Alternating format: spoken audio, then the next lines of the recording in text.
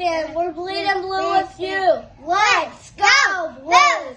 Let's go Blues! Let's go Blues!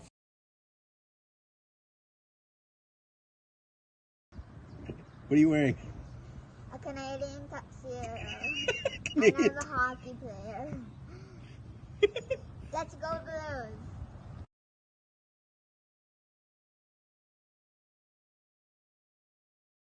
Let's go Blues. Let's go Blues!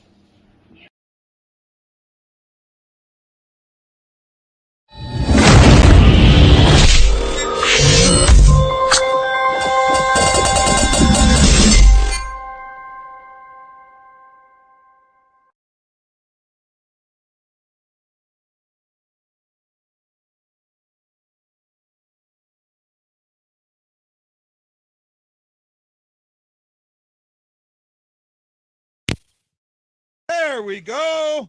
Robert Thomas. I forgot to plug my mic back in. Robert Thomas. And the Blues take 2 big points, but give up 1 small one to the Minnesota Wild. How you doing, Ian? Not too bad. Yeah, I mean, we kind of saw this coming, right? I mean, you got to be honest. We saw this coming because I talked about it in the second intermission, that last 3 minutes. It felt like it. Now, I'll give this. I mean, they get that quick goal, and I'm thinking we're in trouble, but these guys don't give up. And that's true for Minnesota as well. You know, it's a real bummer. I mean, that 2-on-1 was a killer. And I knew as soon as Braden Schenn scored that goal, this game was going to overtime. And whenever a game goes to overtime, it's a crapshoot. So, I mean, this is not for us. Not for us. We look at. I saw that you guys are what? No, 2-7 now in overtime. Yeah, 2-7. But now we're 7-2. So, but I mean, of course, it's against the Blues, and then like teams like Nashville can't beat it. But that's as a Wild fan, this is my only concern is that we could have won this game tonight, but we didn't. And the problem is that we're losing against teams like Nashville and St. Louis. Those are the teams that we're most likely to play in the first round. And I mean, it's a little. But you can't sit there and say losing a team by St. Louis is a bad thing. Of course not. But as a Wild, for the Wild, you want to have higher expectations, you know, and especially when we've get that 3 times this year, and I believe now we're 2-1. Now I've got 0-2 or 0-1-1. 0-1. It's great to see the Blues win in OT. It really is. But here's what concerns me. I'm the guy that looks at glass half full, and here's why. They were down by a ton of goals against Calgary and had to come back. They were down by a ton of goals against Edmonton and had to come back. They were down by 2 goals against Minnesota. Guys, this team has to play a more pressure, a more pressure upbeat type of a game, because in the playoffs, guy, you know, if a team gets a 2-3 goal lead on you, 4-goal lead, 5-goal lead, you're not coming back 99% of the time. This is a huge win. Don't get me wrong, but we need to temper this. So I agree with you, but I also don't agree with you. But guy, there's so many times this year the Blues have had to come back from 2-3 goal deficits. I know it's not a good pattern to have. No, I think I know what he's saying too. And like in the playoffs, that's not. We might not be sustainable, but for the personally from the Wild, I know that they are quite good at doing that, being able to come back and tie games late. But my biggest friend from Minnesota, one takeaway is that I don't put those goals on Talbot. Honestly, those are one-timers. Those are cross-seam passes that should have been intercepted, you know? And I think for us, Goligoski had a really bad game. It looked like Goligoski had a really bad game. And I don't know what happened in that overtime, but somebody missed coverage. That was just a really good play by Tarasenko to draw everybody in with his shot. But, man. Great game and a huge win. It just concerns me. We can't keep having this pattern of falling behind. Once the Blues don't do that, I'll feel a little bit better, guy. Okay, you're right. Should the Blues have played better in the first and in the second? Yes, they should have. Right? Should they have had a lead going into the third? Yes, they should have. Should they have given up that goal with 18 seconds? No, they shouldn't have. But it was one of those fluky goals. Here's the thing, and this is the thing that I think bodes well. Yes, in the playoffs, teams tighten their defense up. I get that. But if you get a 2-goal lead in the defense and you have shown and you play that tightened prevent defense, a team like this is going to make you pay. Yeah, but This team also will make a prevent defense pay, and that's what happened tonight. Also, Guy, there's a lot of teams that won't go into the Avalanche aren't going to go into a prevent defense against Avalanche the Blues. out, but Minnesota is. Well, here's the problem: the Avalanche are faster, are probably one of the fastest, best skilled teams in the league. They probably can beat you with the skill, overcome that physicality. A team like the Wild, I mean, I know we are. I'm not going to say we're not a skilled team because we do have skilled guys, but the problem with that is that some of our like sixth pair or third pairing kind of guys like Goligoski, they're a little slower. They're not as, I wouldn't say they're as speedy of a team as Colorado is. I guess what I'm trying to get at. So we can't really play that run and gun deep type of game. Like if we were going to play the Avalanche, we wouldn't be able to run and gun it. We'd have to clog it in the zone. I've got to say one thing. Somebody just said Thomas is the future, and I have a song. I know everybody hates to hear songs, but I have it. I believe that Thomas is our future. Teach him well and let him lead the way. That's a good one. That is a good one. As much as I'm not a Whitney Houston fan, that is a good one. I will give you that. No, but Guy, I am excited about the playoffs, and this team, like I said, like you and I both said, when they play their game, they can beat anybody, and they can beat them by several goals. And they do have the ability to come back. It just worries me in the playoffs is all I'm saying. Okay, but if you're the Minnesota Wild, if you're, okay, not the Wild players, but if you're the fans of Minnesota, and you're looking at a 90% potential of matching up against St. Louis, whether you have home ice or not, got to be scary. You've got to be worried about that. Well, the Blues are the type of team with the way they play and their personality, the never give up, the play hard, that I don't know of any team, whether the Blues finish second, third, or fourth, or whatever, that's going to go, man, I'm so happy we're playing the Blues. That's what I was going to say. I don't know of anybody. The Avalanche couldn't care less. No, I don't think so. I think the Avalanche respect the Blues more than you think they do. They know they've got to put their best game forward, and that's why they play so well against the Blues. They want to put their best game forward. Nobody's going to take the Blues lightly, and if they do, they're idiots. And I got to kind of add on to that in terms of like Wild fans being worried about facing St. Louis, because I think the Wild fans are worried about facing St. Louis just because we're Minnesota sports fans. You know what I mean? Yeah. So our teams always choke. It really sucks, but it's historic, except for the 87 and 91. Thanks, Kevin. But so I think, we might be a little intimidated, but I know that the players aren't intimidated. Yeah, that's the kind of, because with this locker room change, when we bought out Suter and Parisi, a lot of people are talking about how, oh man, the next year the Wild are in trouble. But the thing is that they don't understand is that those buyouts, they completely changed their locker room. Parisi and Suter had control of they were like running the team through the locker room, and as a management, you can't let that happen. Yep. And I said years ago, Ian, they should have got rid of him 2 years ago. Yeah, and I mean, I think it was a real. Now that there's a different kind of feeling, it feels different in that locker room. I don't know how else to explain it. No, I understand. You get get guys in there that have been there a long time, veterans, and they feel like it's their locker room. And sometimes it is a veteran's locker room. Yeah. But there's got to be a balance in the locker room. And those contracts, you can thank Mr. Mike Yo for those contracts. He was the pushing force behind both of those. Thanks, Chuck, and thanks, Mike. Yeah. Well, he's doing really well with the Flyers, huh? Yeah, isn't he? But go ahead, Guy. I can't get a word in edgeways. Go ahead, Guy. No, you guys know I love it, right? Don't take it wrong. I'm making a joke, okay? But no, I look at a game like this, and you can look at a game like this and go, oh wow, they had to come back. I look at it and go, wow, they came back against the team they had to come back with. I'll take this win. I'll take these. I'll give up. I'll take that big point. I know we're tied. We have one of the biggest tiebreakers now in head-to-head matchup. We don't have the main tiebreaker, but we have a big tiebreaker. And I think we could end up, that could be the main tiebreaker when it comes down to it. No, you said, not only that, there's still 2 more points out there. 2 more big points in a week and a day. Yep. And that game right now, the significance of that game went. I had to ask you guys. I want to ask. You said that I thought you said we were 0-1-1. I thought we were 0-2-1. Aren't we? No, we've only played twice this year. I thought we played. Well, I thought we played 3 times, but I could be twice. We only played 3 times this year. This is the 3rd time, I thought. No, this is the 2nd time. I looked it up. Huh. Yeah, I was looking at it before because the first time we played. now that I the think last about time it, we Guy, played- I remember people saying we'd only played Minnesota once. Yeah. A couple of weeks ago. Yeah, I think it is too. I might be wrong. We played we've only played them once, and that was at the Winter Classic. Right? Yeah, I think I'm you're looking right. at it right now. Yeah. We beat them January 1st, 2022, 6-4. We play them April 8th, which is today, and April 16th, and that's from the NHL game notes. Yep. That I get from the NHL. So That's this is really the weird. second time. Yeah. This weird. is, but like I said, I wasn't concerned with the with the Wild being in second, and I've been saying that for a while because of these two games. As long as you stayed within the margin, which we did, these games were going to decide it.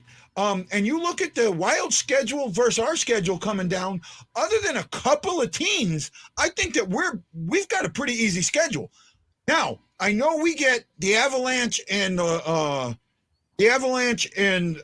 the Knights at the very end of the season, the last two games. But at that point, I think the Avalanche are going to be solidified in their position and resting guys, especially against us. They're not wanting anybody hurt. And then you have the Knights that I think will be out of it. And they also have some issues with Leitner and other guys right now. I'm telling you, I really think that this is going to be the Blues have the best opportunity to end up in second place. Right? And sorry for the animation in that. That's all right. No, that's what you and I. That's what I said at the beginning of the season. I think Wendy was on the show. I picked at Colorado first and the Blues second. Blues second, and I think I had the Wild. I think you fourth. did. I made the fourth. mistake of either having Dallas at third or fourth. I don't remember. I think it said Avalanche, St. Louis, or no, I said Avalanche, Winnipeg, St. Louis Wild is what I said. I believe. Yeah. You go back. Right. I I think I had Minnesota sitting fifth, and Yeah, I think it was fourth or fifth. Yeah. Because I wasn't fourth or counting on guys like Hartman having career type years. Yeah. Like that. I was looking at our team, and I was like, well, I want to put us like in a wild card spot. And That's glad more realistic. the Wild are trading Hartsey right because the Hawks did not. Yep. Yeah, no, Mike, I played the Scandella clip earlier, bud. Matt Lowe, you're right, Bob, but this is still a big win, especially considering we were 1-7 in overtime so far this year. Overtime is a crapshoot. I'm sorry, overtime is a crapshoot, and overtime actually favors faster, speedier teams. When they went to the 3-on-3 and it took a couple of years, but now just like the 4-on-4, that's what happened in 4-on-4. Guys figured it out, and in 4-on-4 you got a lot more. It wasn't as fast, but guys figured out you put two defenders out there, you play two defenders too, and you just wait until it's shootout, and then everything happens. 3-on-3 is different. It favors the faster, speedier teams. The Blues are not a faster, speedier team, so that's why they're 2-7 in overtime. And I'll tell you guys what. Oh, sorry, I thought you were done. Okay, no, go ahead, man. No, you're more than welcome. That was actually, I think be quiet. It was probably Kaprizov's fault there at the end there, because he was at the end of a shift, got tired, and then he just kind of threw the puck at the net instead of trying to keep possession of it. And that led to the Blues rushing down the ice, and of course we knew what happened after that. So, that's what happened to the Blues in the last overtime they lost. That just goes to show it's such a crapshoot, Right? Well, that's exactly what happened to the Blues in their last overtime loss against Calgary. Right? They take a shot that bounces off, and all of a sudden it's a runaway the other way, and it gets buried by Tkachuk. Well, that's what overtime has become, and it's a crapshoot. And I'm okay. Believe it or not, I'm okay with it. First of all, because you get the point. Yeah. That's what's more important. You get the point. Remember, the old days, you used to not get that point. It was just a tie. I remember, you didn't get. You lost in overtime. You just lost. Yeah, that was a zero. And years ago in the 70s, there was no overtime. One of the second games I saw in 1977 season, I believe it was 77, 78. The Blues and Blackhawks. Phil Muir, I think, was in goal for the Blues, or Ed Stanowski, and Esposito was in goal for the Blackhawks. You had Keith Magnuson still playing, a big old tall beefy guy with no helmet on, and it was 0-0. The game ended in a 0-0 tie. There was no overtime. It was just 0-0, and it was one of the funnest games I've ever watched. But another thing about overtime, you got to look at the team's approach to it. Yeah. Some teams feel, and I know this for a fact, some teams feel we've got enough guys that know how to score in the shootout. Let's play not to lose in OT and let's get it to the shootout. And that's the part I hate about it. That's the only part I hate about it. And I I'm saw kinda Wendy with shaking you. his head. Do you agree, Wendy? Yeah. Oh, I Go ahead, Wendy. completely We've agree kept there you quiet because for a bit. I completely agree on that statement in all ways because I personally hate watching teams try to get it down to the shootout. It seems like that's what the Hawks' method is when it goes to overtime on their side, even though they should go for the 2 points in overtime. Overtime, you should go, if you're out there playing 3-on-3 hockey, you go out there to score. You have open ice. Just do what you have to do to win in overtime. Don't go to a stupid shootout because you're going to make the product on the ice look horrible because that's what type of hockey it looks like when they try to force it to go to a shootout, because shootouts, in my opinion, should not be a thing. And in Olympic hockey, I know this is not Olympic hockey talk, they do not know how to play hockey right when a championship is ending in a shootout. Yeah, and I agree with you. I hate the shootout. I'm one. Yeah. You're one of the few people that agree with me. I don't like it because, like you said, and I said, a lot of teams don't play to win in the overtime. I don't like the tie. I don't like the tie because teams will play to tie. That's my issue. Teams will play to tie. And that was what happened out there to begin with. And that's why we went to the shootout, because so many teams would play to tie. Even giving them that point, they're still going to play to tie. Why do you want to lose that point? Why do you want to make that mistake and give up that point? So that when it comes to that, I'm still in that ilk. You have to do something to prevent teams from playing to tie. Hey, Guy, real quick, are you growing a mullet there? I see an old early 90s, late 80s mullet going on there. A little bit. Yeah, you got a little bit there. A little bit. Yeah. Here's a method. The wind blowing. If they go into a tie, no team gets a single point. Yeah. You could do that unless, you could do that. Oh, I don't know about that. I actually like that because you know what else that forces, Wendy? That forces teams to not go on a defensive shutdown in the last 5-10 minutes of the game. They've got to try to win that game in regulation because they're either going to get no points or they're going to get 2 points. I like that. I really like that. Can I? Oh, sorry. Go ahead, Ian. So, one thing I will say about that, I also am not a huge fan of the shootout. Just to add on it, and then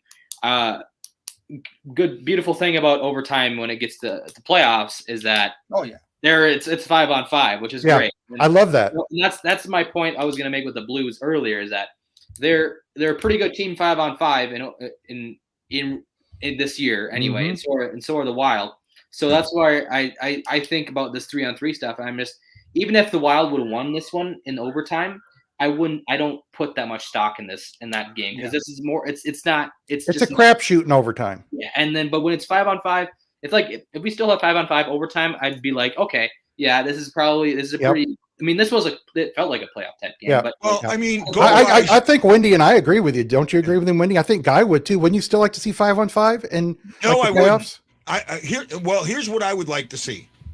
I'd like to see it go 5-on-5 for 5 minutes.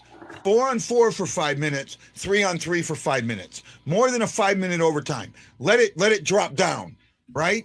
And let it. But you play 5-on-5. Once you get that at 5 minute, you get a whistle. You drop the 4-on-4. Play that to the 10-minute mark. Once you get a whistle, drop it to 3-on-3. Give it a better chance. I don't like the 5-minute overtime. I don't think it's enough. I think you need 10 minutes. And I always did. I've always felt that. I've always felt that. And then you need a way. And the other thing that I think the NHL needs to do is go to a 3-2-1-0 point system. Right? I absolutely agree with that. But before we get back on that, I want to talk about something else. Right? I want to read this to you. Are you guys ready?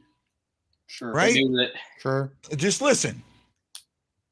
Kings, Oilers, Dallas, St. Louis, San Jose, Montreal, Vancouver, Seattle, Nashville, Arizona, Calgary, Colorado.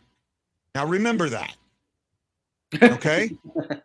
Remember that, or just put it there in your little box. Just pay attention to that. And now I'm going to read you another set. here in just a second. That doesn't come up as quick as I'd like it to, but I'm doing the best I can. It's hard to do everything, but I'm doing the best I can, especially when the internet doesn't want to help you out. So here's the other one. So this is basically, which would you rather have? The first set of teams against or the second set? And here's the second set. Come on, computer, quit busting my balls. Islanders, Boston, Buffalo, Minnesota, Predators, Boston, Sharks, Arizona, Anaheim, Colorado, Vegas. Second set. Boston twice. Right? The second set's the easier set, right? Yep. I think it is. Probably, I think. Right? So when you look at so that's what I'm looking at. Minnesota has got a tougher road to hold. Now, yes, I know they played great of late. They're 9-1-2 in their last 12, but they're 0-1-2 in their last 3. That's gotta raise up a little bit. Hey, dip down right before the playoffs, and we'll kick it right back up the last 10 games, right? You're at the last 10 games, though. That's the problem. I think you can't afford to dip. I think we have 12 now. Yeah, Minnesota. But you got one game in hand on us. I do admit that. Yep. But if you guys, I think you guys have the tiebreaker now, anyway. So it's well, only if regulation wins ties up. Right? If regulation wins ties up, so I was looking at this earlier. The first tiebreaker is not head to head. A lot of people think it's head to head. It's not. That's like the fourth tiebreaker. I guess it's on NHL Network. It shows that the Wild are above, but I don't trust that because the other day the NHL didn't update their standings for like 5 hours or something. Yeah, I could see that. But what I'm looking at, hold on a second. Standings this year. Yeah, give me a second. Yeah, they've been a little behind on standings. I'll admit that. So here's the tiebreakers, right? Fewer number of games played, points percentage. Why I go about it. Okay, that's why we're ahead then, because we have one less game, of course. So okay, so you're ahead by points percentage, right? Greater number of games won, excluding overtime or shootout. So regulation wins. That's the second tiebreaker, and I actually think in the second tiebreaker you're ahead of us right now. No, you guys have one more than us. We have 38 regulation overtime wins, and you guys have 39. Okay, so we have one game. We have one game. No, you only have 31 regulation wins. Actually, the first one is RW, not ROW. Wow. Yeah. So no, we do have the tiebreaker, and we've got it majorly. We've got it by because we win a lot of one goal games. We got it by 7-8 games. We win a lot of games all the time. Yeah, then we have the major tiebreaker then, and we have it by a lot. I don't see you winning 8 more games than us. Well, if you win 8 more games than us, we're not going to be tied for second, right? Well, so if we're tied in points, the Blues take it. Well, that's where I think it's tough because that's what like you said earlier. This makes this next game that we have that much more important because I feel like from here the Wild. They're probably going to be able to keep pace, with the Blues, but it's just that next game we play, it's going to be huge. It's going to decide the 2 and 3 seed. I'm telling you right now, because I've been saying that. Yeah. I've been saying that since February. Because Nashville's not knocking one of us out. I tell you, Wilder. Yeah, I see that too. That's not going to happen.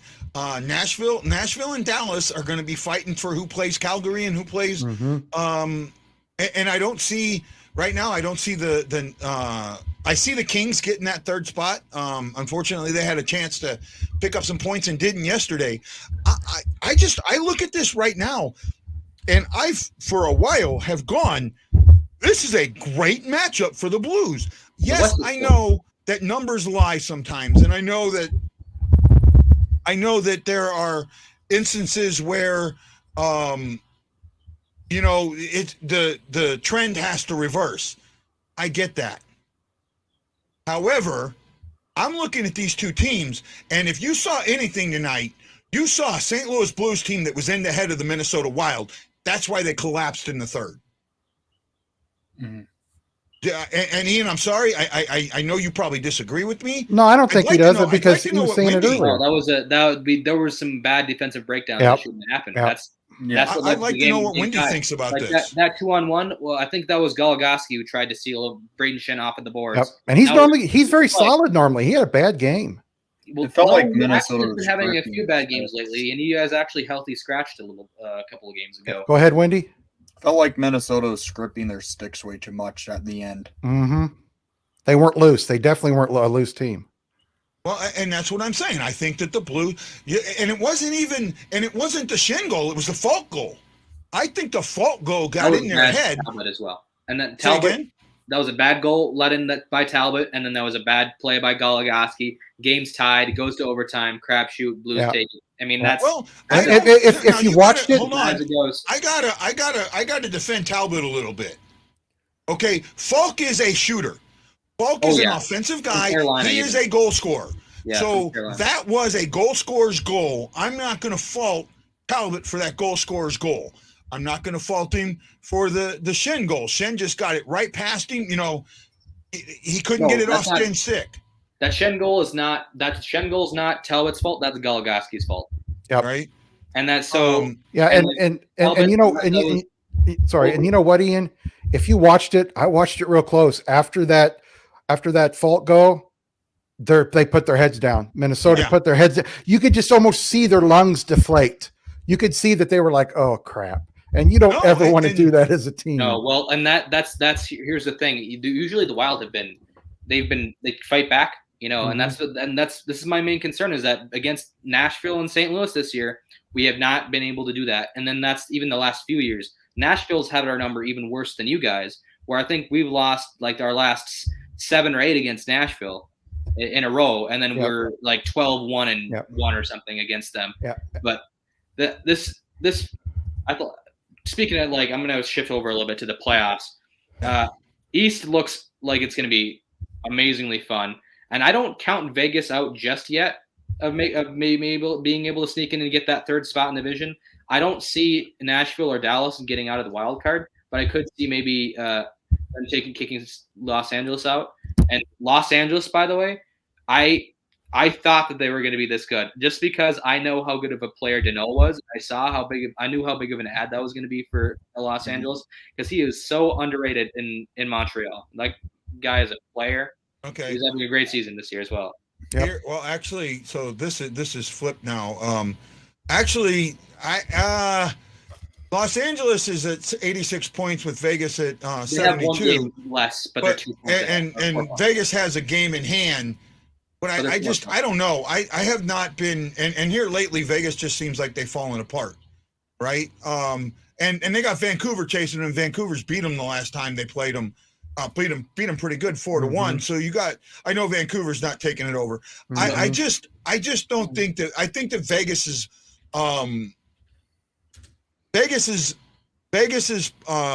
salary mishandling is finally going to catch them this year. Yeah, and we all said it, and we're talking about the Kings. I want to get my thought in on the Kings. When Todd McClellan signed there as their head coach, I told people they were going to be better within probably 2 years. Young talent as well. Young talent. And he's a pretty good coach. He's he's been kicked out of some places he didn't deserve to be kicked out of. But the other night against the Predators, Ian, you guys had, what was it, 49 shots on goal? 50 shots on goal? We got goalied by Saros. Florida wasn't better than Saros that game. Yeah, I think that was the big difference in that game because you guys didn't play bad. No, I mean, and there was just lots of, like, there was a couple of slot shots by Kaprizov that Saros made great saves on. Same with Zuccarello. I mean, Zuccarello, I think, should shoot the puck more, but he's more of a passer. But anyway, I mean, like, question, Ryan. Amazing. Here's a question for you. Here's a question for you, Ian. How does this Wild team compare to recent Wild teams that went to the playoffs? Okay, this is where I think I'm gonna, because this year we added a couple of some players at the deadline, some more physical guys, and I think you could see that tonight where the Wild previously when we still lost, but this game anyway. But previously when we played them, we got bullied pretty bad. I mean, I think you could see that we got bullied pretty bad. And Middleton, I don't know if you saw him on the first pairing. He's been quite good with Spurgeon. He's our top pairing defenseman. And the difference between this year's and last year's group is the mentality in the locker room. I think it's plain and simple to see, because not having Surtur and Parise, it's just so, I don't know how to, it's just so different. And I see everybody, all the reporters that cover the Wild and go into that locker room. I love Michael Russo. He see all this stuff. And anytime anybody talks about the locker room in the Minnesota Wild and just the vast difference, the mentality is completely different. I think that goes a long way. Devet Nevison also has been a very good coach, and we were able to take Vegas to 7 games last year. Yeah. Colorado only took him to 6. And I didn't think it would be as big as a move. I thought it was more of an even trade, but I think Yost is fitting better there than I thought he would. He's really fitting well. I think Garen's idea there was that Sturm was going to ask for a pretty big raise. He was 3.5 or something like that, and they just weren't going to. He wasn't willing to sign that. We can't sign that. Yeah. I don't understand. I don't understand the Marc-Andre Fleury trade. And look, I know people are going to go, huh? I get it. An all-world goalie. He's also at the end of his career. You gave up on a guy that could be a Hall of Famer way too early. Way too early to make a run that I don't think is there. You don't think Kokkinen can be a Hall of Famer? Nope. I do. No, I don't think he has that kind of ceiling. I think he's been in the league, what, 2 years, 3 years? Yeah, I think he's got the tools to be a very good goalie. Is he going to be a Hall of Fame goalie? Unless he just makes huge strides in the next 2-3 years, I don't see it. I just watch him too much, and mentally, I don't think he's there what you need to be a Hall of Fame goalie. Now he can grow up, like you said, Guy. He's only been in the league a couple years, but and he's still young. Yeah, he's young. He's a young guy. He's not a 25, 27-year-old coming in as a rookie. He came in as a rookie at 21. Try and acquire him. Yeah. Say again? In that trade. Go ahead, Wendy. I was just shocked the Hawks didn't try and acquire Kokkinen when they traded Fleury over to Minnesota because Lakeinen sucks. Delia is horrible. Yeah. They don't have a goalie future. Yep. And Kakkonen's much better than both of those guys combined. Yeah. I'm sorry. I just think when you're done reading this, I'll get my Wild perspective on that. Go ahead. I mean, I can trust me. I know Dante's Inferno. He's going to put stuff up and over again, and I'll never even get a chance to get most of it read. So, and I love Mike, and he knows that, and he knows I'm joking with him. So, go ahead, Ian. So, the Fleury trade. I think it was good.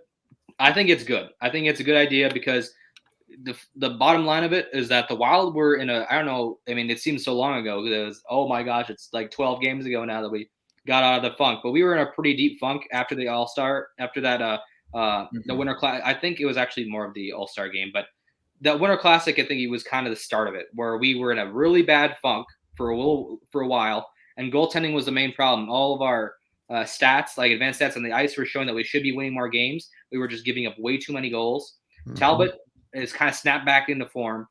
Kokkinen hadn't. He was not good enough. So they decided to make the move to trade for Fleury, and they only gave up a 2nd round pick, a conditional first. But it's unless I'd be happy if it became a 1st round pick. But I mean, please let Fleury play 4 and win and get your guys to the conference final. No. Yes. And trading Kokkinen away. I know for a lot of people are going to think that was a crazy. Why would you trade Kokkinen? He's your youngest goaltender. Well, our goaltending prospect is actually prospects are pretty deep. We have Jesper Wallstedt. I'm not sure how much better Hunter Jones is going to be. That he's kind of a crapshoot. But what Jesper Wallstedt is supposed to be that kind of franchise lock guy. Yeah. Here's the thing too, Ian. The difference is Minnesota wants to win now. Yeah. They don't want to win 3 years down the road with Kokkinen, 4 years. They want to try to take it this year and get as far as they can this year. And then they used Kokkinen to be able to get who I was talking about earlier, Jacob Middleton, who is fit right into that role. He took that because it was Goligoski and Spurgeon was our usual first pairing, but Middleton's fit in much better. You guys watched the game. He was, I don't know, I actually don't catch what his final stats were, but he was very solid that game. I mean, I don't know what you guys think about it, but he's a physical guy. He hits. He doesn't bring too much offensively. I know he scored that goal, but it was kind of a fluky goal from the boards. So I don't know how much you can put on that. But we sent Kokkinen into a team where he could play because he was going to be the 3rd string goaltender when we acquired Fleury. We got a defenseman that we know that has a little bit of he's an RFA this summer. We could probably be able to keep him, and he's just going to be a solid guy. And honestly, I don't think Kakkonen is going to be that Hall of Famer. I think he could be a solid starter, but he just doesn't feel like the kind of guy that's going to be able to get to that level. I don't know how else to explain it. I mean, I haven't seen too many Hall of Fame goalies in my lifetime besides like Fleury, and I was able to catch like the late stages of Brodeur but I mean, he doesn't feel like that kind of guy. I think he reminds me of Kemper. We gave up on Kemper because he was terrible for us. He went to LA. He was okay. Went to Arizona. Became really, really good. I think that could be probably a similar career path for Kakkonen because I believe he's 27 or 28. He's 26 or 27. Yeah, something like that. The guy. Okay, so he has played in 58 games in the NHL. Okay, in 3 years, he's played in 58 games. He's won, and he started 34 of them, or 54 of them, and he's won 31 of them. Right? This guy is going to, if he's given that chance to be that starter with a decent team, I worry about him with the Sharks, but he can be that guy that gets 30, 35 wins a year. Right? And you get 30, 35 wins a year. You hit that 300 win mark, 350 win mark in a 15-year career. You're going to be considered for the Hall of Fame. I think he's that goalie. But is he going to do that on San Jose? Here's the thing for me: a Hall of Fame goalies that here's one statement: you don't see goalies really make it to the Hall of Fame. There's not many of them in the Hall of Fame already. The only goalies you see make it to the Hall of Fame that are no doubt Hall of Famers are goalies like Vasilevsky's going to be. He will be. Yep. Okay. Shesterkin could potentially be at that level. Cups have a really big indicator if you go to the Hall of Fame as well. Yeah, and here's what I look at with goalies. I love Grant Fuhr, but not just because he helped the Edmonton Oilers win a cup, because he doesn't have the best save percentage and goals against of all time. But yeah, he got them where they needed to be in the area. He made the big saves when he needed to, and he won a lot of awards outside of being in the cup. That's what I look at. The Stanley Cup wins are probably third to fourth to me, what I look at when it comes to a goalie. MVPs, MVP of this playoff series, guys that were MVPs of cup, of playing in the world games and stuff like that. That's what I look at as Hall of Fame goalies, and like Wendy said, if you look at the amount of players that's in the Hall of Fame and you take a percentage of how many of them are goalies, there's a very small percentage of them that are goalies. It's like kickers in the NFL. Yep. Right? It's like kickers in the NFL, which is surprising because the goalie is the guy that, you would think it would be the exact opposite. Yeah. Right? You would really think it would be the exact opposite. For me right now, I'm trying to project, right? I think that you look 15 years down the road, the Hall of Fame voter, the guy that votes for the Hall of Fame is going to change. And he's not going to be the guy that you have now that's looking at just cups. He's going to look at wins, and he's going to look at wins differently, especially with the tie and the overtime losses and things like that. So that's why I'm thinking that 350 to 400 mark, and that's a pretty good mark, is what you're going to see. And if you get a guy that can play, and here's the other thing, longevity. That's the other thing that I think is going to be important for the Hall of Fame, is going to become longevity. I think if he plays really, really well and becomes a good goalie in the league, a top 5 to 10 goalie, he's got a chance at it. But what's going to help him, I think, if he does get in it, if he plays well, is going to be the guys younger than you and I who use analytics. Those are going to be the guys that would put him in, as opposed to normal guys that are there now. But I think he's going to be good. And I said a couple years ago, he's going to be a good goalie. I just don't think he's going to be great. Yeah. Could he win a Vezina here and there? Maybe. Yeah. But the issue is he's going to have the hard time winning a Vezina when you have the greatest goalie in the world in Andrei Vasilevsky and Shesterkin on the rank right now. You're going to have a hard time even coming close to an individual goalie award if you're behind goalies such as Vasilevsky. And you know what, Durkin. Wendy? Wendy, that's a great point. Nick, that's a great point. Got a little bit of love for you there, Minnesota. Hey, Ian. yeah. I want to say what Michael said. I agree with you, Michael. Mr. Dante there. And I said when Bennington won those games in the end of 2019, I said he's not as good as people are going on he is, and he's not as bad as some people say he's going to be. I said he's about a 2.6 to 2.7. If he's having a good year, a 2.5 to 2.4 goalie. And that's exactly what he's been since he's left the league and since he won the cup until this year. He's not going to be a 1.89 goals against with a 930 save percentage guy. That doesn't happen very often. And, you know, it's just the way it is. You know, good goalies are hard to find. I think you'll all agree with me on that. Mm-hmm. Yeah. Oh, yeah. And I hate to go back to Kakinen, but I think another thing you have to understand about Kakinen is that the Sharks are kind of in a bit of a rebuild, kind of retool. I mean, I think at the best case scenario, 2-3 years maybe. So that's 2-3 years. Now they're going to be on the GM hunt, so the new GM coming in is going to say this team's blowing it up probably. Yeah, I could see them trading. I could see them trading Kakinen. So I really could.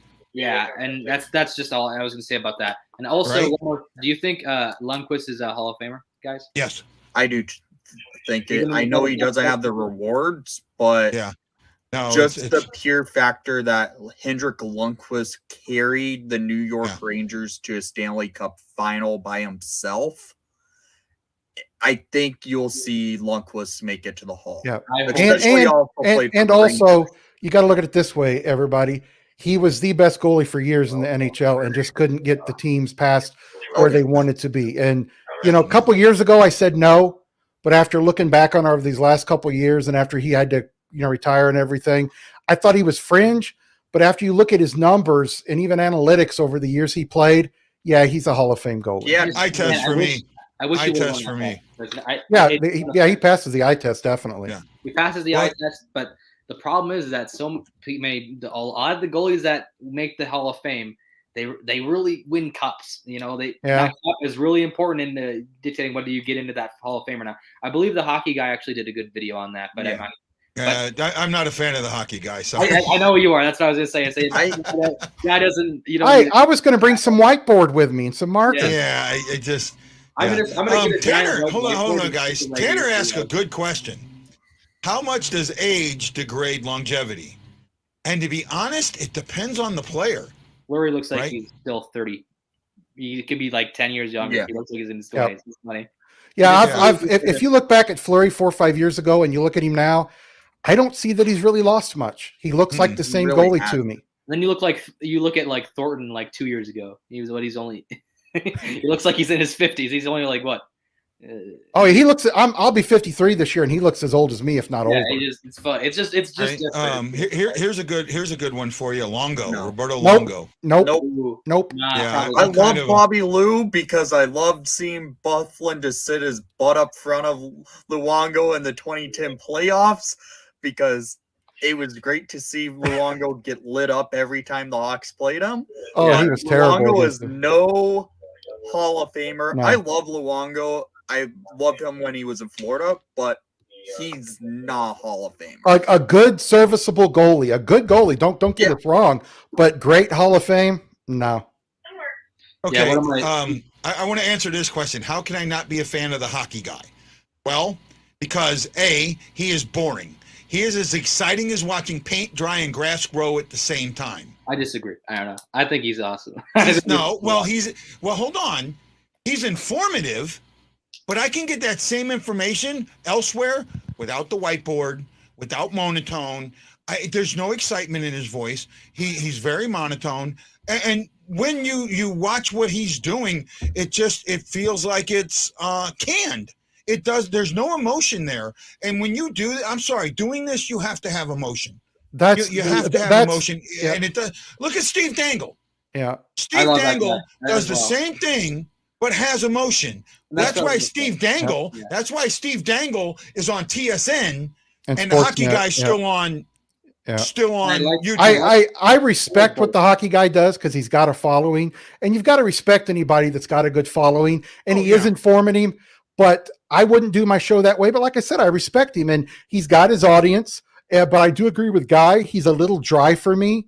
Like when he talks about who his favorites are for the Cup, I think the team coming out of the East will be the Washington Capitol. Show some energy. Yeah. And that's why I like them both for different. I like Dangle and them for different reasons. Like I think it's like he said, one's more informative, one's really animated and fun. Yeah. The goalie 10 the goal. I love that whole bit wherever if a goalie goes up. One's a cartoon, one's not. That's Yeah. basically what it comes down to. One's buttered toast and one's dry toast. Yeah.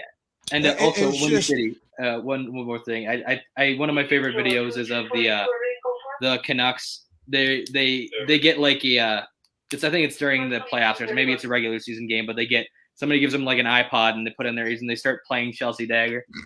And they're like, Yeah, that was 2010. I remember that. I love that video. Oh my gosh. I remember when that happened. I believe it was a Blackhawk reporter actually went into the locker room of the Canucks and did it.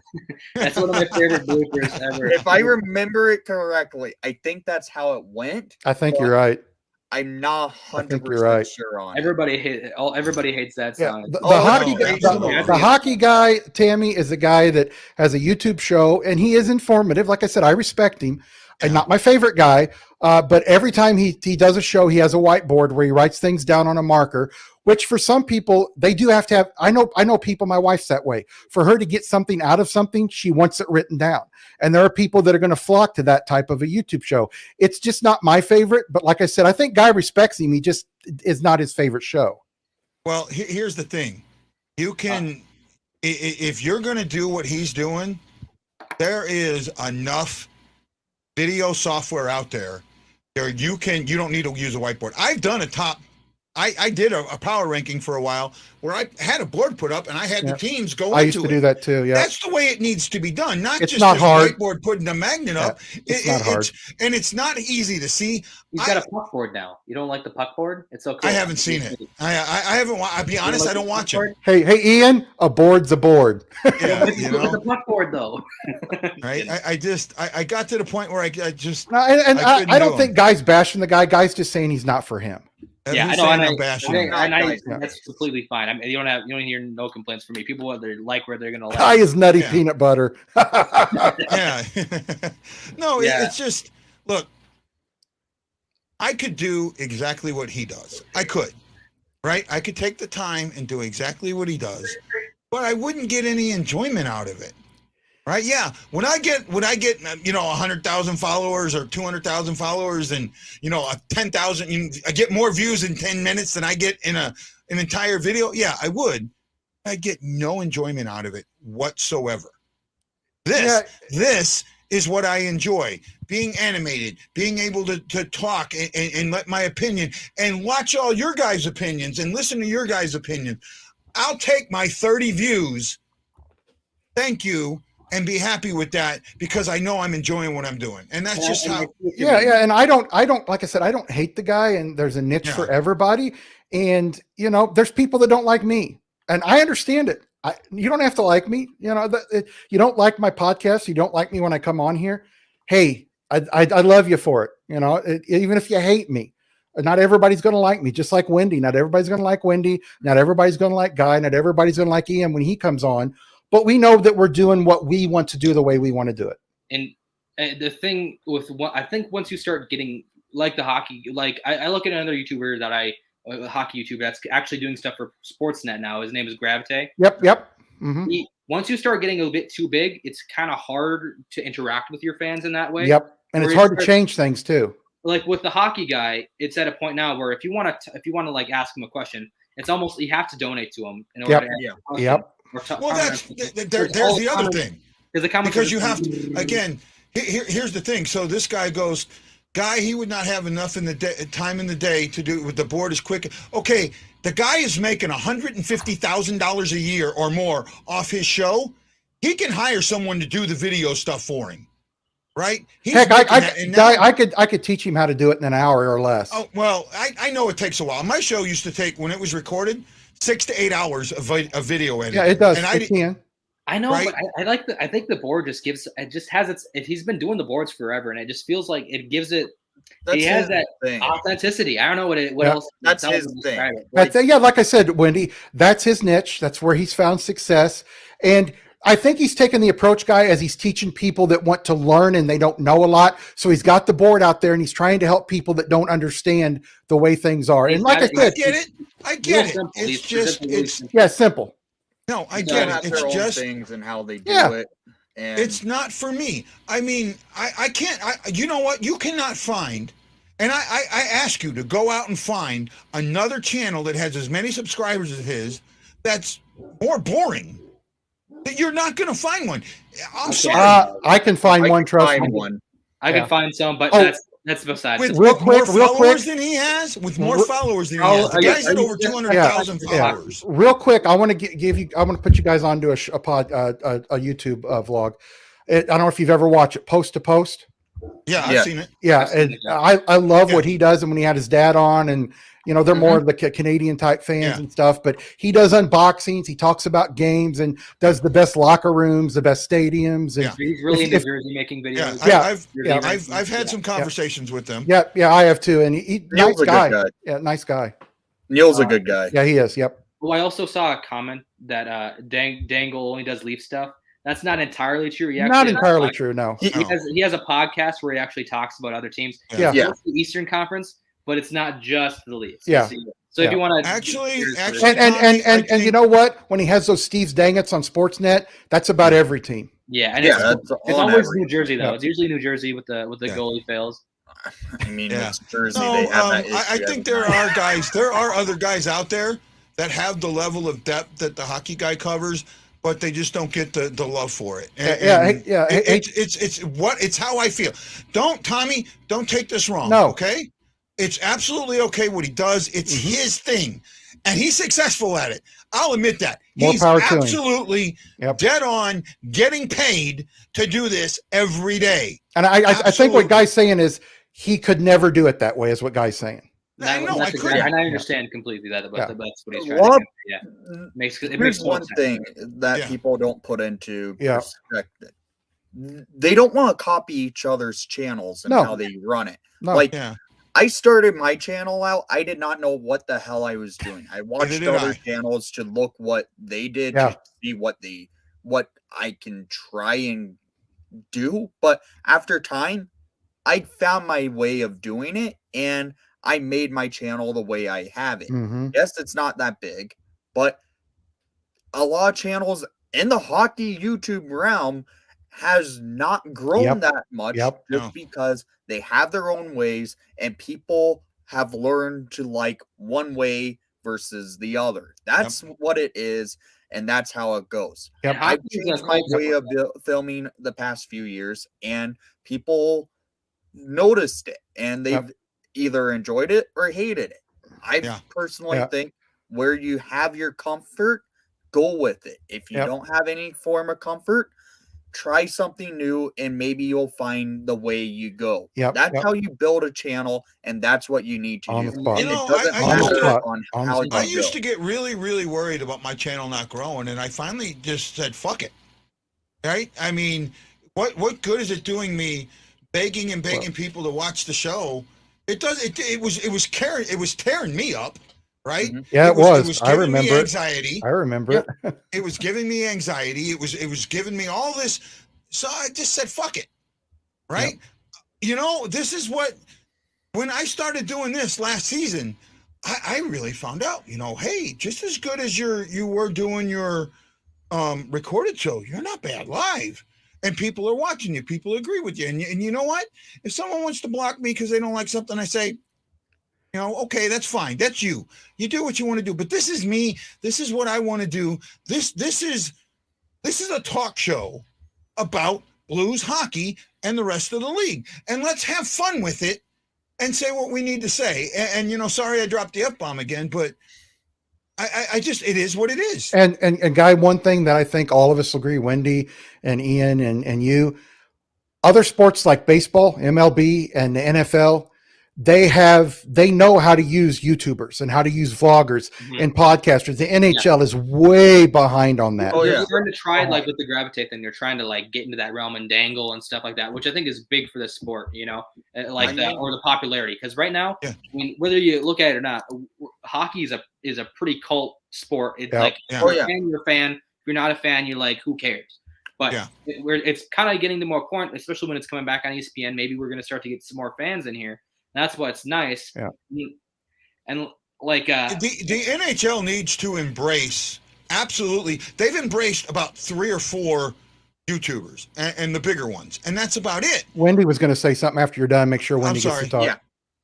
Go ahead, Guy. Wendy. I'm sorry. I didn't mean Last to... year, the NHL hired some TikTok guy. Yep, they did. Yep. And they did it during the Stanley Cup final. Yep, I remember. What happened with that guy? No one knows because he completely failed at what the NHL wanted him to do. Because apparently he said, I will just say it, he said, fuck the Canadians on his Twitter. And after that, I haven't seen anything. Yeah, well, see, plus, Wendy, when you want a social media person to come in and help your league and you think the guy can help it, by all means.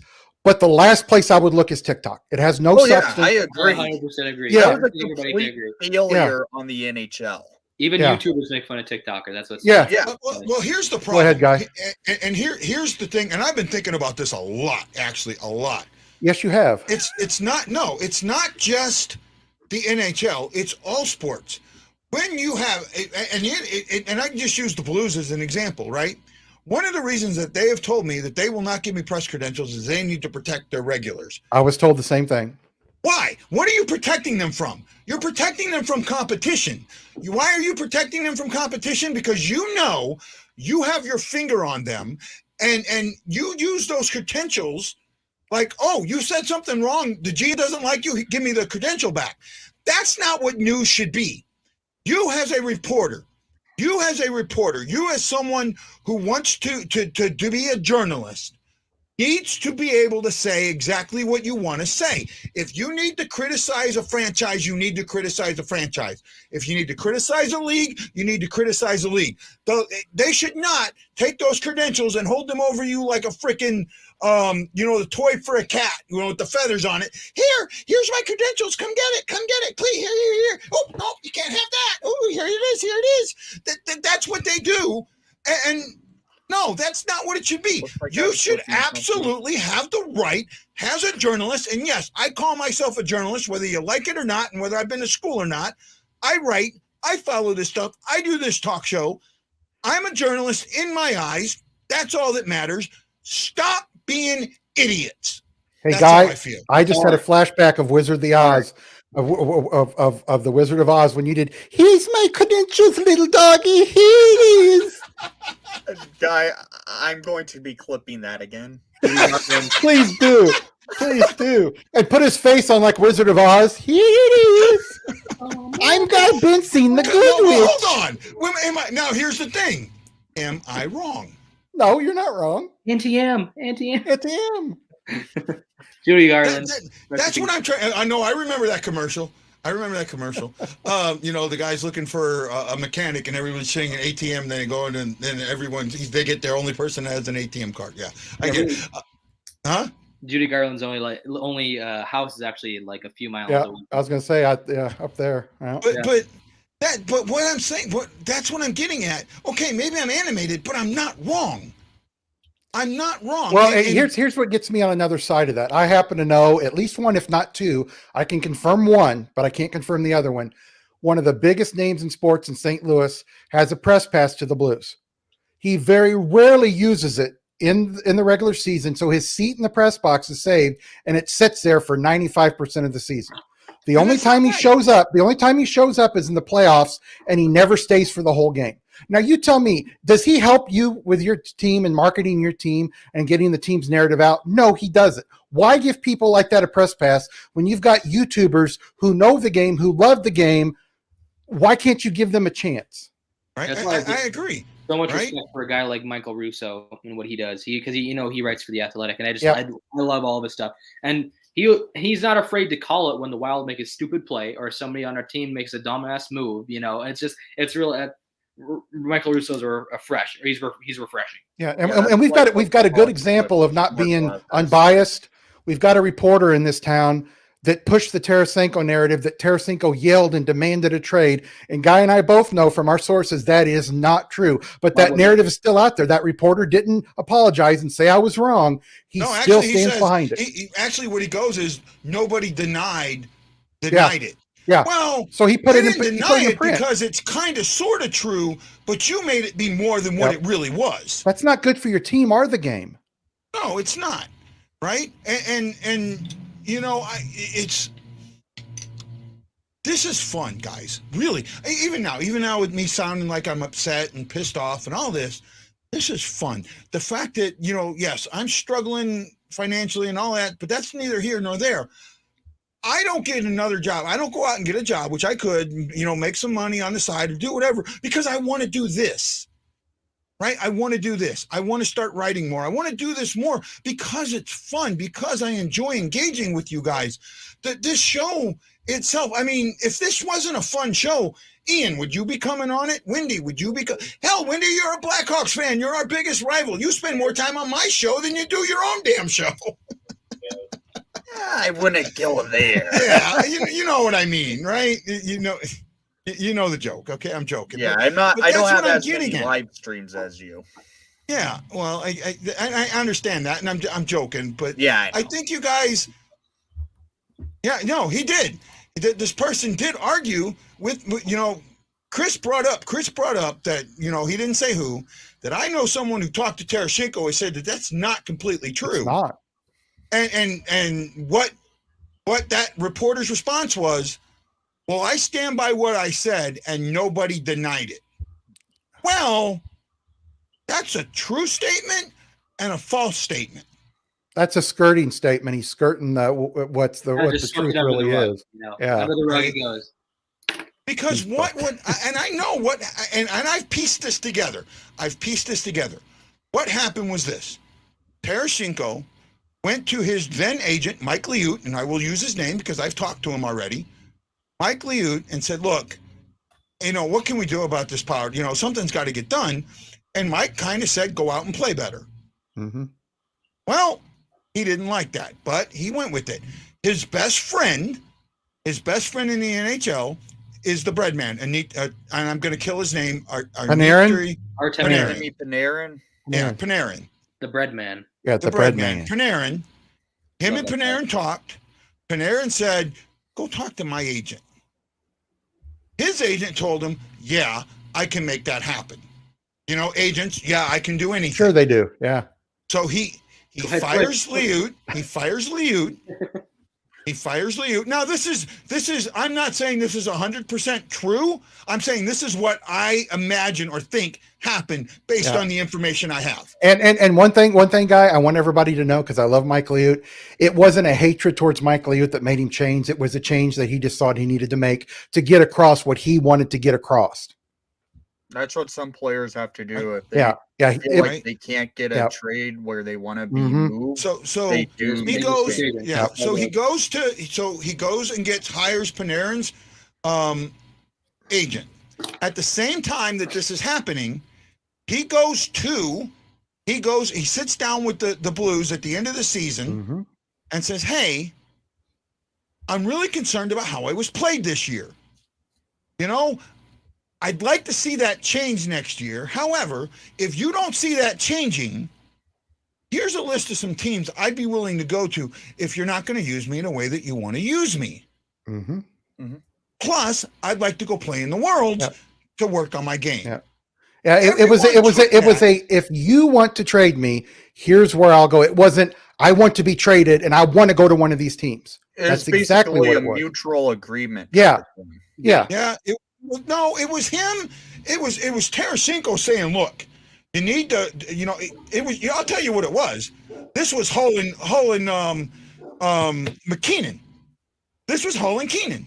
This was Tarasenko and Berube, two big personalities drawing a line in the sand. That's exactly what it was. And I'll be honest with you. I think that in the Keenan Hull deal, Hull lost. In the Berube Tarasenko deal, I think Tarasenko won. How many years left on Tarasenko's contract? Say again? How many years left are on Next One year. more. Next Next year. year. Okay. So he Right? could still up and leave if he wanted to next year. Well, He'll be 30. What, he'll be Oh, 33 at that Yeah, time? he's 30. He's 30 now. He'll be 30. He'll be going into his 32. He will turn 32 the year of his free agency. Yeah. Okay. Right in December of that season, he will turn 32. Yeah. However, and Lance, I did go look at this in the CBA. Right, I pulled this up in the CBA.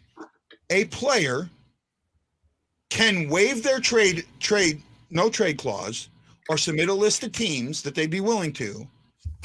Even if they submit that list of teams, they still have to accept the trade.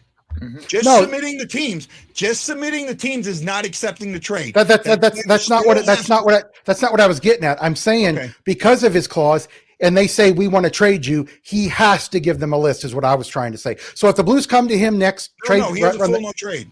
He has a full no trade. When next year when it comes up and they say we would like to trade you, and he's got to give them a list of teams, then he's got to give it. He can't go, no, I don't want to give you a list of teams. He has to do it. He's got a full no trade. He does not. He can say no, I don't want to be traded. That's what happened in Vegas. Well, that was a whole different type of issue. But Donatov's situation was he actually submitted his list. Traded him to a team that wasn't on his trade list. Well, here's the thing. See, the Knights are getting a lot of heat for this, but it's not the Knights' fault. It's the agent's fault. The agent submitted it to the NHLPA. He didn't submit it to the team. The thing was, Donatov submitted it to the Senators, who then traded him to the Golden Knights. The Golden Knights, I would have thought, would have been in contact and said, hey, what is your no trade list just in case we trade you? Vegas just doesn't know how to make a trade to save their lives, because look what they did with Marc-Andre Fleury. They really ruined that one. Peanuts. Great flip by the Hawks, by the way, because it was a great trade. You're right. You're right. I thought the the last 2 years was a modified no trade, but you are right. It is a no trade clause, so you are right on that one. They can try to trade him, but he must give them approval to trade him no matter what. Yeah. So that's what I'm saying. So yes, you're right. Neither one of them denied that you said there was a quote unquote trade demand. Well, there wasn't a trade demand. No, there wasn't. There was not even a trade request. No. There was, hey, let's think about this. And that's what, and really, I think, I'll be honest with you, I think both, now Tarasenko's tried to speak up and been told to be quiet about it, but I think Armstrong should have spoke up and said, well, it really wasn't a trade demand like is being reported. It was something where he allowed us to take a look at it. Yeah, if he'd have said that, it would have absolutely shut all this shit down. Yep. It be because, like you and I both agree, he went and said, okay, this is what I see happening. This is what I would like to happen next year. If you feel that can happen and you want to trade me, here are the teams I will go to. He didn't come in and say, here's the teams I want to go to. You better trade me. And that's what a lot of the media around here think. Yeah. I agree. So, what's your guys' cap situation in the coming years? There's a lot of guys coming off the books in the next year or two. Next 2 years, next 2 years, year or two, and it's going to make a huge. Yeah, they're going to have to make some big. We've got Thomas. It's going to have to be resigned. Kyrou, O'Reilly, Tarasenko, if they want to keep him. The big one in my mind that I think they're going to have a problem keeping, and I think Guy agrees with me, is Barbashev. Mm-hmm. No, I actually think Barbashev is going to be a piece you build around. Isn't he an RFA though? Yeah, he's an RFA still. Is Barbashev still an RFA? Let me look. I thought he was a UFA. I had it up earlier. We were talking about it, I think, yesterday. I think we said he was a UFA, and the rest, Kyrou and Kyrou's an RFA. Oh, Barbashev. So in 2023, so next year, they have Perron and McCachran has UFAs. McCachran, yeah. Right? Along with Letty and Rosen. I don't see you guys keeping Letty, I don't think. But Letty's going back to Mikkola is an RFA, and Mikkola is the only RFA next year. Mm-hmm. So there's some room to play. There's some room to play next year. Yeah, there is. You got Perron at $4 million. I think you can get him at 2.5 for 2 years. Right? I think. I don't see Letty staying in. I don't see Letty staying. Letty's not staying. No, right? he's Because he's getting 2.75, but the other 2.75 is retained elsewhere. So I don't see him saying Rosen at 750. Maybe they keep him. I don't know. He's more of an AHL guy. The other UFA is Husso, and that's going to be a big question mark. And that's after this year. That's not next year. And my point he's a UFA this year. Yeah, and the thing, the thing about it is that all these guys' contract coming due, they're not going to keep all of them. I'm fine with Perron coming back, but he's getting close to that age where guys can all of a sudden just go. They can be good players and just go. I give him 1 year at $3 million and tell him, okay, if you keep doing what you're doing, you want to re-sign with us next year, we're open to that. I don't give him 2 years at his age. I think it has to be 2 years. You have to gap 23, 24. Here's the reason I say that. Hold on. Right now in 23, 24, they have 1, 2, 3, 4, 5, 6, 7, 8, 9 contracts locked up. These are the contracts that are up in 23, 24. O'Reilly, Tarasenko, UFAs. Kyrou and Thomas, RFAs. Barbashev, UFA. Torpachenko, RFA. Walker, UFA. Brown, RFA. And that's the guy. That's why I'm saying they can't sign him to 2 years, because they're going to have so much money tied up in these other guys that are due. They're not going to be able to sign him for a long time. You gap it so he's not part of that. He doesn't add to all that stuff. He does. He'll add for next year and the year after. Yeah. No, I'm saying you sign him past 23, 24, so you're not adding him to that list of guys in 23, 24. But he's still going to take up some of that money for 24, 25. He would take a little bit of it up, but you're not. But not. I mean, at $3 million, he's not taking up enough to matter, and you've also got a cap that's going to increase by $3 million. No, it's not. No, it's not. 1.5, 1.5. It's not going to increase by 3. Well, I'm saying over a 2-year period, it's going to go to $3 million. You're looking at $1 million this year, possibly $1 million, and they've said this already, $1.5 million next year, and $1.75 million after that. So it's a little over $3 million in that 2-year period. So I'm looking at 24, 25 right now. Yeah, and then everybody's salaries goes up to make up for it. Well, I mean, you got a little bit, but that's why I think you gap it. And I could be wrong. I understand what you're saying. If it was me and I was Doug Armstrong, I would say we want to keep you around for a couple of years, but right now let's do 1 year at 3. Are you okay with that? And Dave Perron can say I prefer 2 for 2.5 or 2 at 3. I think the ball's going to be more in his court than it is in the Blues court. Mm-hmm. Well, it might be, and we'll see. It's just what I'm looking at.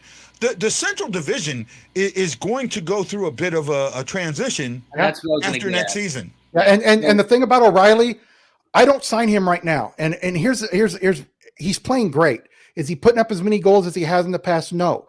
And I think one of those reasons are, and I think most of you will agree, he's one of those guys that when they made him captain, he put a huge responsibility on himself, and he's not as much worried about how he plays, but he's more worried about how everybody else plays. And that can help in some instances, especially with the young guys.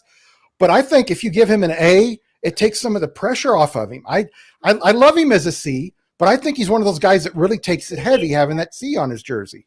St. Louis has had history of losing their captain once they hit free agency. Yeah. Could you potentially see O'Reilly leave again this time? I could. I could see it. Well, not at this point, probably not. I could see him. I know he's only going to be 32. I could see him doing a 2 or 3 year deal to take him to 35 and then him leaving. I can't. But I don't see him leaving after this one coming up. I can't, because what's he making now? 7.5? 7.5. Yeah. Okay, 7.5. And everybody loves us in St. Louis. Well, we can keep him if he takes a free team friendly deal of 4 or 5 guys. St. Louis is fun to play at, but there's a lot of other NHL cities that are just as fun to play for and play at. We've got to stop this narrative that the Blues have something over every player that plays for them. Some guys want money, and they want stability. I know O'Reilly has his kids here, but that's not always the deciding factor. If you've got somebody offering you $8.5, $9 million for 5 years at the age of 32, and the Blues are offering you 5 or 6 for 2 to 3 years, I wouldn't take it. I don't care who the team is. I understand what you're saying, but my Do you understand what I'm saying, Wendy? I think you agree with me. Yeah. And my whole point of bringing that up is actually what you're kind of getting at, was that the Central Division's kind of going through a bit of a shift. Yeah. I think Dallas might be. It's really tough to say with Dallas. I think they're going to go on the down. I think they're trending a little bit down. I think they will trend down. I think once Pavelski's gone, Ben Radulov, Sagan, and then all those as they're going are in the twilight of their career. They're getting up there in age.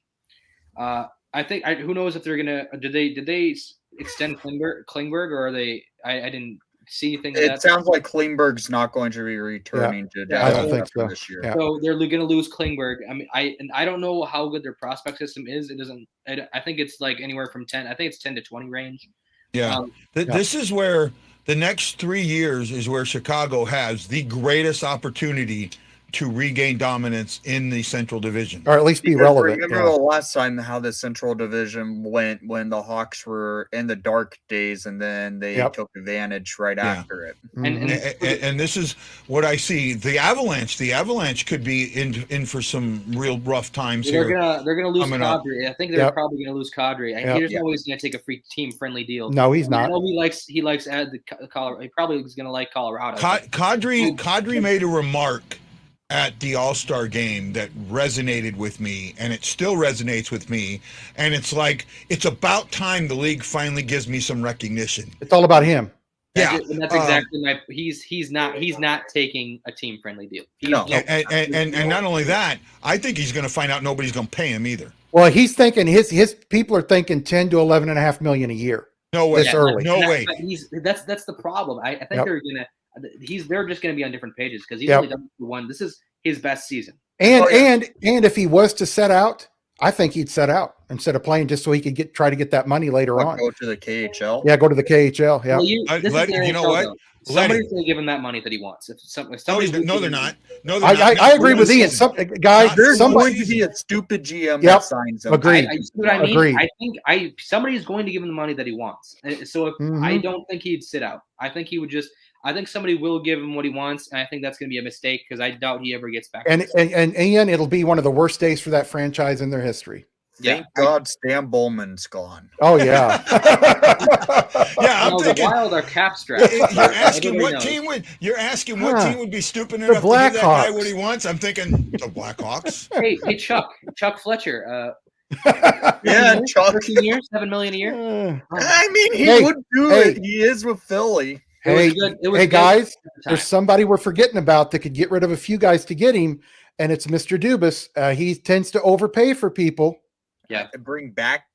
I don't know if Toronto wants to bring him back. No, Toronto won't bring him back. The issue with them, they know how he is in the playoffs. They don't want to deal with it again.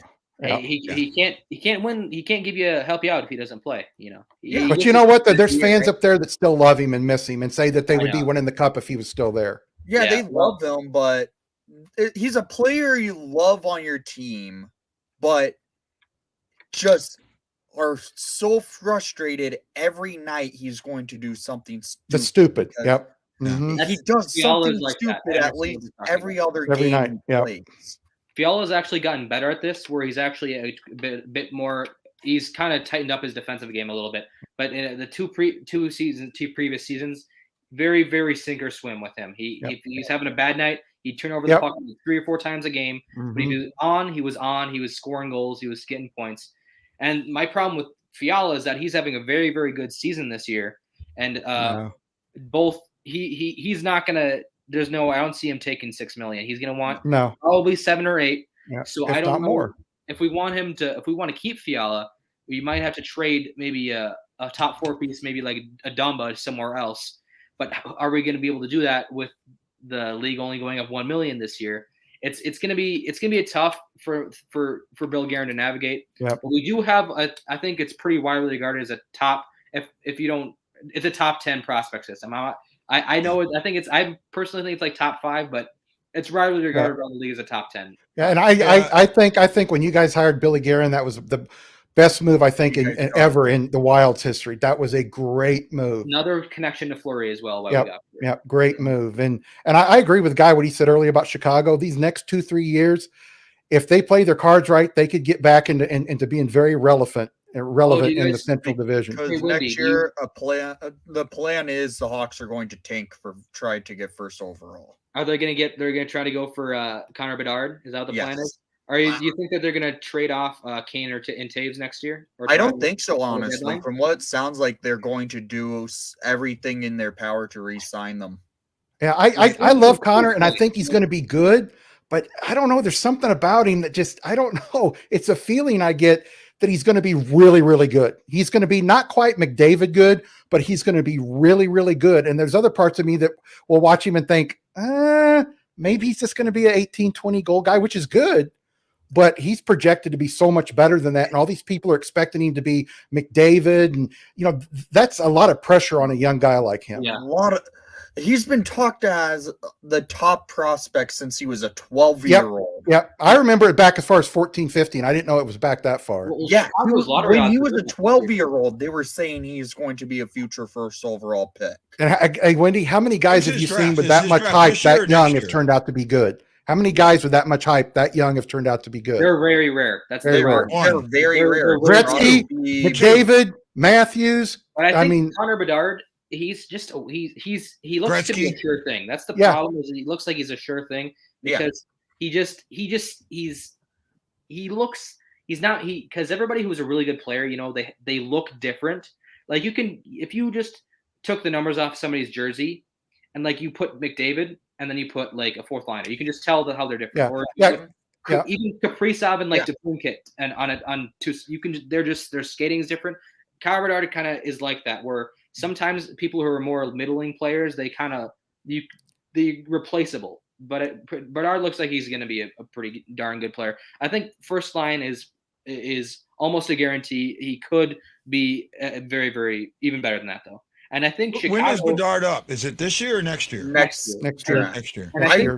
Frankly, I don't want our first round pick. I don't want the Hawks to be drafting either first or second overall this year. Well, because I think next year is where the first round you want to be in. Yeah. So it's a mojo thing then. You don't. Yeah. There's a lot of good players in this year's draft, but I can't think of one that jumps off the page right now and says, "Oh, they're going to be a 30, 40 goal scorer. They're going to be a top defenseman." I see some very good defensemen in the first 15, 20 picks for sure. Yeah, I thought this was supposed to be a really deep draft, though. It is deep. It's very deep. It's deep. You start seeing the more steals happen in the second round. Yeah. So it's going to be. I agree. The first round. I was told you were going to find guys that were NHL ready as deep as the fourth. Yeah, that's what I heard. Probably third. It's more like third. I heard third, but I think third. I heard late third, early fourth, that you could find guys that were NHL ready. I mean, 18-year-olds that could play today. Yeah, but there's players like that, but it doesn't seem like as high end. Now, a lot of people are a little lower on Shane Wright. I dabble like a little bit in like watching film and stuff. I don't watch a ton of that just because I don't have as much time. Yeah. But Shane Wright looks to be very, very good as well. I think a lot of people are higher on. I don't know. I think whoever goes first overall, whoever picks first overall, I think it still could be a surprise. Yeah. And Wendy, do you think the fans will put up with him tanking another year to get him? Yeah, I think they would. Hawk fans know our future. They know what's going on now because when it was under Stan Bowman, he didn't know what the hell he was doing. He thought we were a contender, and that's why we acquired Steph Jones for what we did, which was dumb. That was stupid. I was pissed. I was shocked. I told my son, I said, that's not going to work out well. I said, he must not really know Seth Jones very well. I like Steph Jones. He's good. He's a good defenseman, but he's not a Norris Trophy defenseman. They gave up way too much for him. There was Adam Boquist. I was saying this year is going to be Adam Boquist's year to break out. Look what he's doing in Columbus. He had his breakout season this year on year 3 of his entry. And Wendy, he's much cheaper. I can't agree with that. No. And I was thinking when they made that trade, I thought, okay, you're trading for Seth Jones, but you're not a contending team. Why are you doing something like that? Yeah. I don't know. I don't know about Seth Jones being a $9 million guy in this league. I don't. He is. He is. But I don't think that he deserves it. He got way Very, overpaid. very good. He can quarterback a power play. To me, Seth Jones is a $6.5 million guy. 7 million maybe. I would agree there. Yeah. I was saying, here's why I said before the trade happened, because I knew it was going to happen as soon as Philadelphia made the trade for Ristolainen. Yep, Ristolainen, yep. I said, don't do something fucking stupid, Bowman, because I know what you're going to do. I know what you're going thinking. To trade away way too much for this guy, and we're going to overpay him. And what happened? They gave up a first-round pick last year, our first-round pick for this year. Dumb. Adam Boquist, and $9.5 million for 9 years of stats. Hey, do you know what I can picture? This is a thought I have in my head. Bowman's in his office. He's thinking, Seth Jones, I think I'll get him. He reaches for the phone, and there's Wendy, slaps his hand and says, don't you dare do that. Yeah, well, I think he was trying to. I think he thought that they were closer. That's the problem. I think people thought he shouldn't have. And I agree. Last season, see, here's the thing. Closer. Hold on. Here's the thing. Last season made a lot of teams think that they were closer because of the switched up divisions. Yeah. I even picked them fifth this year. Look at look at what they did. People underestimated the Dano loss. So many. I knew as soon as they lost Dano, I said to myself, you know what? I don't know if that quite looks like a playoff team to me anymore. And when they lost Weber for the season, I thought, man, that's a big loss there. Last year was so strange for teams, just thinking that they're going to be really, really good. I'm happy that the Wild are actually like that, and they didn't just. Do you know what's funny is I think right now only one team that made the playoffs last year is not going to make the playoffs this year. Montreal. Yeah, one team, Montreal. I think Montreal is the only one that's not going to make the playoffs this year. Yeah, and the Kings are the ones that didn't make it that are getting in. Mm-hmm. Mm-hmm. And the Kings, right? like I said, they look like the Flames last year. Well, here's another thing. They may have. Okay, so two. Yeah, here's another thing. Didn't the Flames make it last year? No. I didn't think they did. So two. Here's another thing, and I know Wendy's been thinking about this. My favorite player on Chicago is DeBrincat. I think he's their right now. To me, he's their best player. That's just my opinion. His contract's up after next year, and he's already making what, 6.5, 6.4? He's going to make 12.5. He's going to make $11-12 million a year, and I don't know if Chicago, unless they get rid of Kane or Tays, can really afford that. Tays and Kane's contract ends the same year with but DeBrincat. Yeah, that's right. Would you rather keep them both, or would you rather keep one? And I'd rather keep DeBrincat. No, I'm talking about Kane or Taves. No, actually, for me, Kane. I would trade them both. I would keep Kane. If you could say, all right, we got to trade. If I was in their room, we got to treat either Taves or Kane. I would trade Taves. Here's one thing, though. A lot of people forget this could be next year Taves' final season. Yeah, I'm predicting Taves retires after next season, and I could totally see that. He looks like his game. I'm not gonna because I don't maybe I don't know 100% what I'm talking about. He's still Taves. I mean, he's still a solid pointish guy. Yeah. He wins his face-offs, or has he? I don't know if he's been doing that this year. He's still 16%. Yeah. But so he's Taves, but you can just tell when you watch his game because I being a Wild fan, I watched him during those playoff runs. I know what he looks like. My younger brother actually, he's a trader. He's a Hawks fan, and that's a good man right there. So here's what I would do if you're pretty certain that Taves is going to retire. I would ask him to retire at the All-Star at the trading deadline. Retire the day before the trade deadline. Let us use your money. You can't. Because if he retired at the trade deadline, the remainder of his salary would go into LTIR, and then they could use that. He will have to have a legitimate injury to be put on LTIR. Yep. Yeah. Not if he retires. Well, he can retire at any time. There's got to be a legitimate reason why you cancel that contract and pay him. Like that. Yeah, I think it's got to be legitimate. Brent Seabrook last year announced his retirement. His hips were gone. Yeah. His knees were gone. He had to announce retirement. Yeah. And that's what happened. Mm-hmm. Well, again, I think that I don't know. I'd have to look at. I'll try and get into the CBA a little bit of that. But a player can retire at any time. He doesn't have to be hurt. And it happened. You have guys that have retired. No, in the middle you of the can retire season. at any time and don't have to be hurt, but you can't basically retire and be put on LTR. Like Alex Steen was really hurt, and that's why he had that contract left. He went on LTR, and the Blues got cap Actually, relief I from think it. once you retire, if you retire, your money stays.